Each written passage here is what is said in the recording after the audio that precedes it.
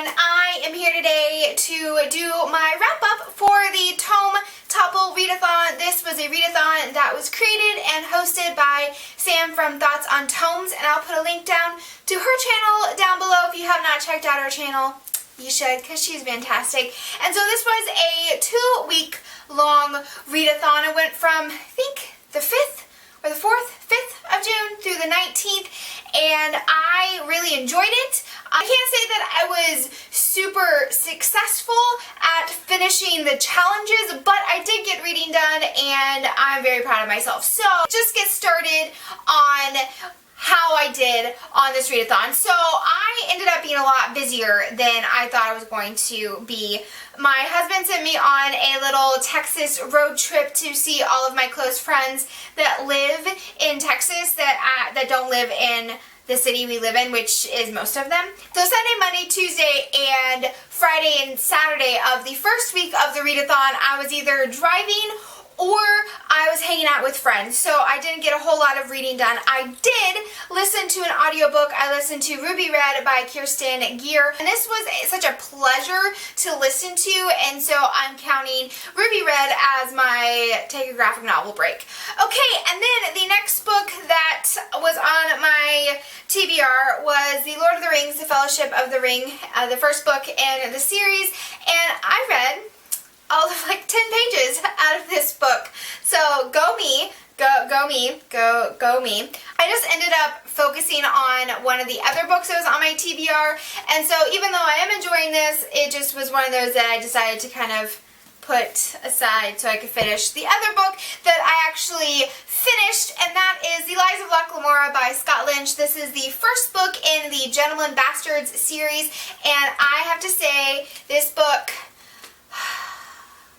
was so fantastic. So amazing. So amazing. So this book follows Locke Lamora, who is part of this ragtag team of misfits and orphans who call themselves the Gentlemen Bastards, and they are thieves, but they are gentlemen in their thieving, and they are just this great cast of characters that you just end up loving by the end of the book, because one, Lynch does an amazing job of character development. He introduces you to Locke Lamora in the very beginning when I think he's 9 or 10, and then you jump to the present, and then he has what he calls the interlude chapters, and it goes back to his backstory, and you get this introduction into this character, and you get little tidbits of how he was brought up, and then how different aspects of his life brought him to where he is, and so it's just so brilliant. I don't always like it when an author jumps back and forth between timelines, but this was done so well that it was just brilliant, because you get enough of the backstory to really understand the character in the beginning, but then the more you get of his backstory, the more you just fall in love with his character, and you get backstories of some of the other characters that you meet, and it's just so brilliant, and oh my goodness, it's so fantastic. So the majority of this book follows this one heist that the Gentlemen Bastards are doing, and you get this idea of maybe other things are going to happen, and you have this evil character, and you have to see how does he fit into it, and it's just fantastic. I absolutely loved this story. I am so glad that I picked it up 2 years ago and finally finishing this book. It's so wonderful. If you enjoy adult fantasy, adult science fiction, and you're not bothered by some language, which the language in this book, it's done in a way that actually makes sense for why they're using the language they're using. It's not just thrown in there for language sake. And you have to also be okay with a little bit more of descriptive violence. Lynch does an amazing job of really bringing you into the moment and really feeling the pain and the heartache and all of that. It's just done so well, and it's so wonderful. So you have to like those things. If you don't, then I would say don't pick this up. But if you're okay with those things, I would say if you haven't read this book, I don't know what you're doing. You need to go out and buy it and read it, and it's wonderful, fantastic. Oh my goodness. The last 200, 300 pages of this book, I just did not want to put it down. It was so amazing.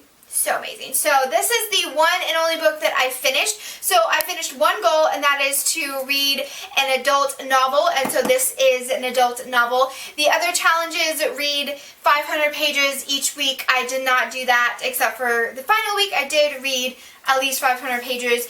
And then one of the other challenges was to read 2 books. I did not read 2 books. I did start Harry Potter and the Deathly Hallows. This is the 7th book in the Harry Potter series. A reread for me. I read, I think, 200 or so pages of this book. I thought the readathon actually ended on the 18th, which was Saturday, but I was surprised to find out that we still had one more day. And so I read this on Sunday, the 19th. And yeah, so it was great. So that concludes the Tome Topple wrap-up. Again, it wasn't totally successful in finishing the challenges, but I finished Liza Locklemore, which is a book that I have started and put down at least 3 or 4 times. And so I am very excited to have finished it, and so excited to be continuing in on this series. So if you participated in the Tome Topple readathon, put a link down below to wrap up if you have one, or let me know how you did, some of your favorite books you read, and all of that. So that's all I got, guys. I hope you're having a great reading month, and I will see you on the flip side. Bye! Bye! So that was basically just my review of Liza Locklemore. But I'm okay with that. I'm okay with that. Totally okay.